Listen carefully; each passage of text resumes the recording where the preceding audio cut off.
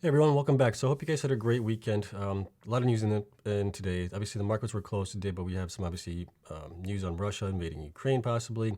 We also have Intel supposedly providing a new miner, ASIC miner. And we'll take a look at the stats on it, which I don't think it's going to be new, and I don't think anybody's buying this thing. At least I hope they're not buying it.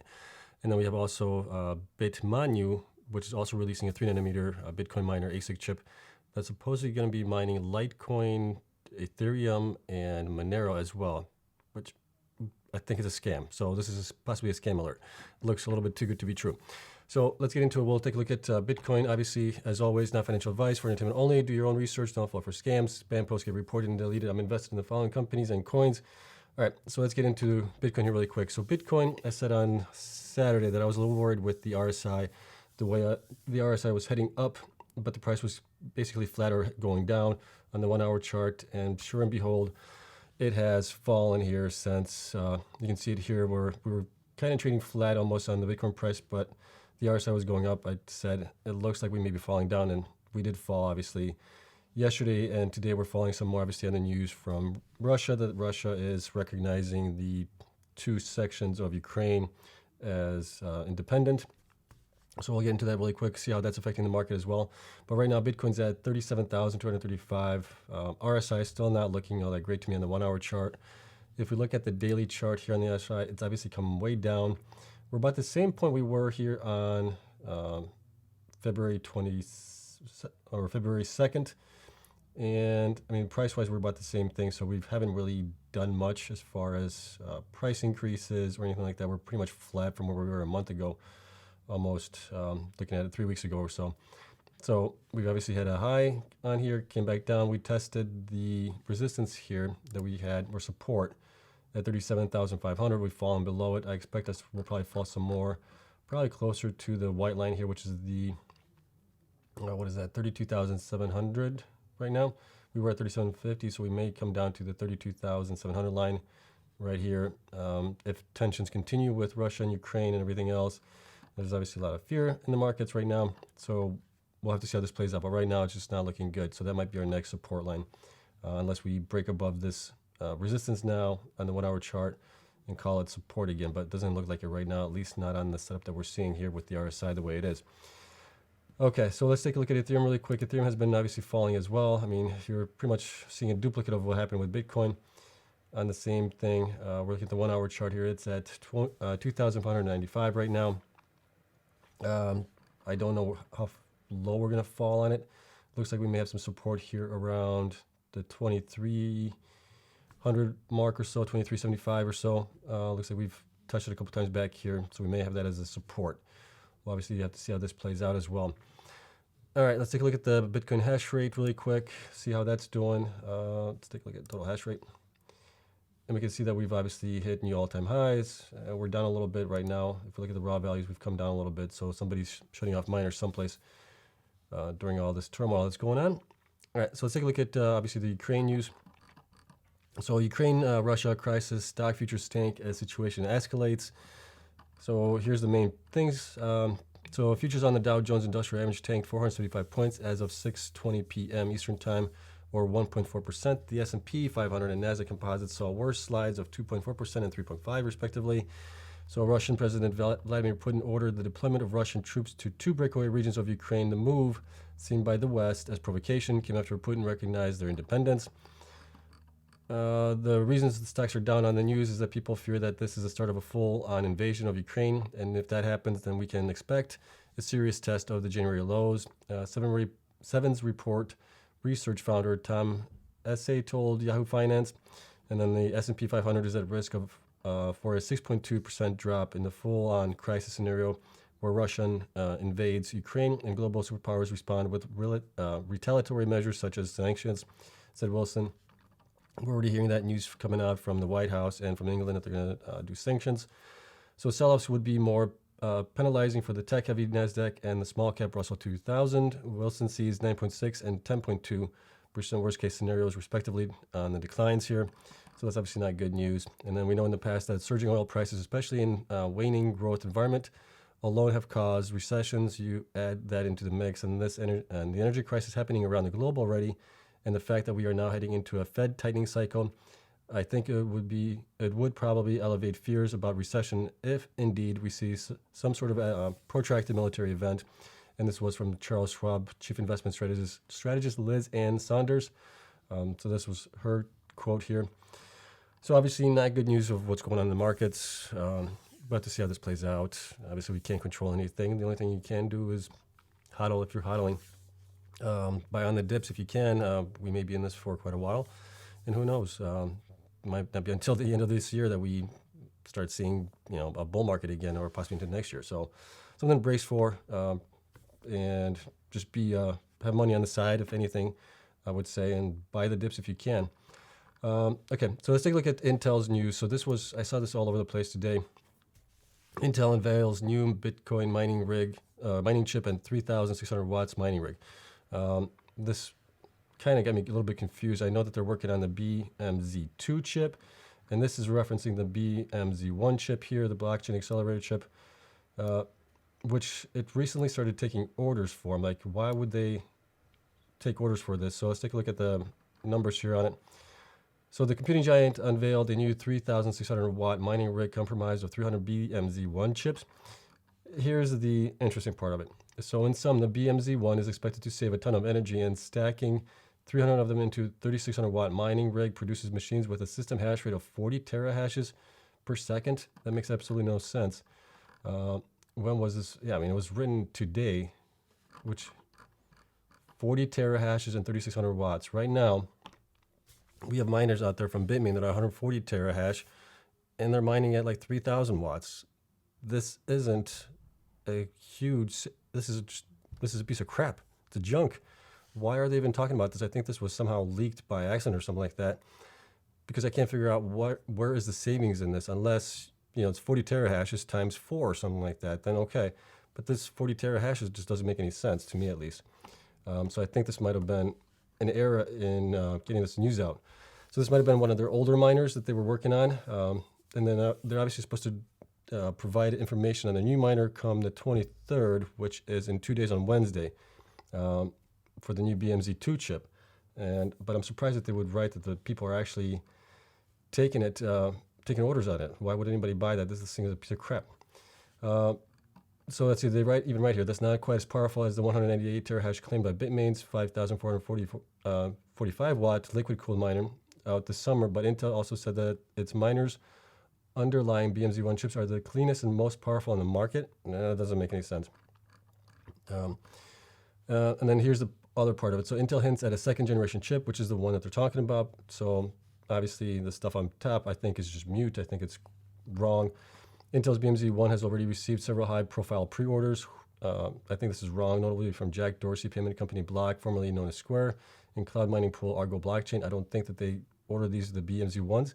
Why would you order these that are 40 terahash at 3,600 watts when you can buy Bitmains at 1,000 or 110 terahash at I think those are also at like 3,000, but the newer ones, the XPs from Bitmain, are 140 terahashes at 3,000. So this is definitely not a great chip. But while everyone is still talking about BMZ1, there's plenty of evidence to suggest that Intel is already blazing full steam ahead with a second generation model, and that's what we've been hearing. So I'm a little surprised by this news. So a recent S4 filing from Ohio-based Bitcoin mining startup Grid, which plans to go public via a $3.3 billion SPAC merger, indicates the startup has already signed a deal with Intel that would include orders of the chip manufacturer's BMZ2 chip this year. So the details of the BM are thin on the ground at present, but we're supposed to get obviously more info coming in Wednesday. So we'll see if that actually happens. So I'm surprised that they put out this story. Basically, I think it might be incorrect or it's old. I don't know why anybody would buy these BMZ1 chips when the BMZ2s are coming out, especially since they're only 40 terahash compared to the 100 plus terahash miners that we already have now that mine at even better wattage. So I think this is just a moot point, but I just wanted to point that out. And then, so on this one, this next story on the Bitmanu miner, this one's a little flaky to me and it looks a little suspicious. So I'm going to say, I have it back there, scam alert. This might be a scam. I can't prove it yet. This is just what it looks like to me, and here's why. So let's take a look at the information that we do have here. So here is the press release. So this was picked up by Global Newswire. And first, so this is the story here. First 3nm ASIC miners released by Bitmanu. So let me see. Bitmanu, a crypto mining startup, has recently announced its arrival in the crypto space with the launch of the highly sophisticated range of crypto miners. The 3 mining rigs from Bitmanu are the earliest of 3nm ASIC miners to hit the market. So we also talked about the new miner, which is also supposed to be running on 3nm, possibly from Taiwanese Semiconductor. They're possibly going to be making it. We don't know that for a fact yet. So they're powered by latest technology. These miners make crypto mining effortless for all while generating profit within just 1 month. So that seems a little skeptical right there a little bit. The most compelling features for the Bitmanu BM1, BM2, and BM Pro crypto miners is their extraordinary hash power. All these mining rigs are capable of mining Bitcoin, Litecoin, Ethereum, and Monero with incomparable efficiency. Usually when you create these mining rigs, you create them for the hash algorithm that they're supposed to be for. So they're application-specific integrated circuits. And usually you have Bitcoin is SHA-256. I think Litecoin is like a script or X11 algorithm. Ethereum is a what is that? I can't think of the algorithm right now. And Monero is also possibly a different one. Never mind Monero, so I don't know what Monero is. So hash rates at a glance. Let's take a look at this here. This is kind of interesting to note. Bitcoin, the BM1 would be at 380 terahashes. So this would be comparable to the new miner that's supposed to be coming out later on this year. Litecoin, 40 gigahashes. Ethereum, 2.5 gigahash. And Monero at 3 megahashes. The BM2, Bitcoin at 610 terahash. So this would be actually almost 50% greater speed than the 440 new miner. Litecoin 64 gigahashes, Ethereum at 4 gigahashes, Monero at 5 megahashes, and the BM Pro at 1,950 terahashes, which is just insane. So it's almost basically 5 times that of the new miner. And Litecoin would be 200 gigahashes, Ethereum would be 13 gigahashes, Monero 16. Along with the high hash rate, profitability of any crypto miner depends on a great deal of its power consumption. Bitmanu has taken this into account while designing their BM1, BM2, BM Pro miners that have low power consumption of 650 watts, 850 watts, and 220 respectively. This would be, I don't know how they're going to reach this. Obviously, the 3nm chips are more efficient, but I don't know how they're getting it to these levels down here. So over the years, the benefits of crypto mining have been enjoyed only by individuals that are extremely technology savvy. Bitmanu is looking to change this by creating a mining rigs that can be used by anyone, including those with no knowledge or experience of crypto mining. I'm not going to get into this too far into it, but interesting part of it is I actually saw this originally on a link from news.google.com, and this was a story that led me to here, to this link, and the link didn't work. So it looks like Bitcoin Magazine has taken the article down. There's not much else. I mean, there's some other entities that are also covering this, but it's being covered as a press release, not as an actual news story. And then looking at their website here, so this is Bitmanu website. You see this miner here. Why would you have a miner with USB ports, hard drives down here? This looks like another scam job or a bad representation of what the miner would actually be.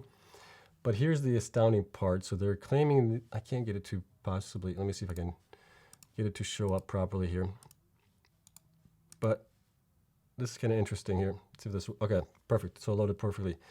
So fast return on investment, plug and play, powerful hash rate, low power consumption, heatless. Okay, there's no way it's going to be heatless. ASICs generate a lot of heat. I don't know about the 3nm, but I'm guessing they're going to generate a lot of heat. Soundless? No, they're not going to be soundless. You got fans on them. They're going to be loud as heck. And then universal power socket adapter, worldwide delivery, fine. This looks like a mock-up. This is definitely not going to be a miner that they're going to be shipping out. Not enough fans to power it. Plus you got basically SCSI hard drives being installed here, USB ports. There's no reason for it. So here's the information on the products. So the BM1, we talked about the hashes. It's very, very strange to me that they're going to be mining Bitcoin, Litecoin, Ethereum, and Monero on these. Those are always built for specific algorithms. I have no idea how they're going to be mining it.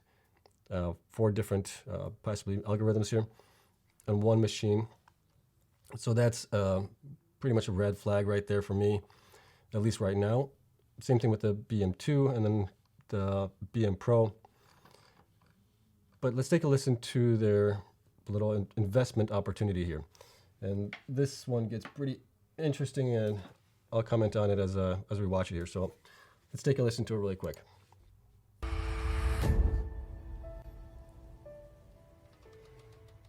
If you are looking for an investment opportunity or home business, so you can have a home business mining Bitcoin. All right, this is interesting. Bitmanu products are the right choice. Bitmanu is one of the earliest companies in this market to create products that are suitable for casual crypto enthusiasts mining from their home without much knowledge or experience in the IT or mining industry. The key features of Bitmanu products are fast return of investment, plug and play, powerful hash rate, low power consumption, heatless, soundless, universal power socket adapter. Return of investment of Bitmanu products are less than a month.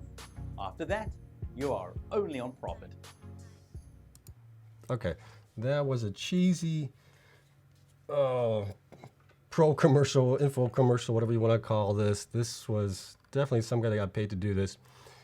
But let's take a look at some of the information here that I want to point out some more. So you can currently buy one of these for $5,000. New miners that are coming out that are 440 terahash are around 28, like right around $30,000. $5,000 for a comparable machine that has actually a better hash or lower, a little bit lower hash rate, but a far lower energy consumption or wattage usage. That's incredible. I mean, why wouldn't you pick this up? So this is obviously another thing that's very suspicious on that. 5,000 USD. First batch have a limit of 50, so you can purchase 50 per user. So this is obviously not for somebody that's going to be doing it at home. They're advertising for somebody to do this at home, which I don't know who would have 50 of these units. You would need some major electrical components done in your basement or your garage in order to have 50 units of these running. The shipment of these batches will start on a first paid first ship basis for orders which Bitmanu has received full payment. And let me see, what else do we have here?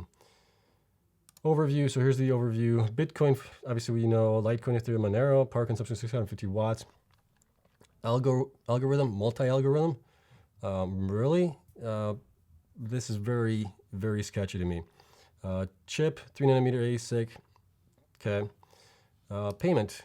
Payments are processed in Bitcoin, Litecoin, and Ethereum, which I'm okay with that, because other miners do the same thing. Bitmain, you pay with either Bitcoin, Litecoin, or Ethereum, or one of the two, I believe, depending on what you're getting, and then warranty, you can look at it. But this is just such a scam to me, it looks like it. Okay, so let's say they're saying in a month you can basically recoup your costs, which I think might be correct. So they have a calculator here. So we got terahash. Let's do the report, 380 or something like that, terahashes.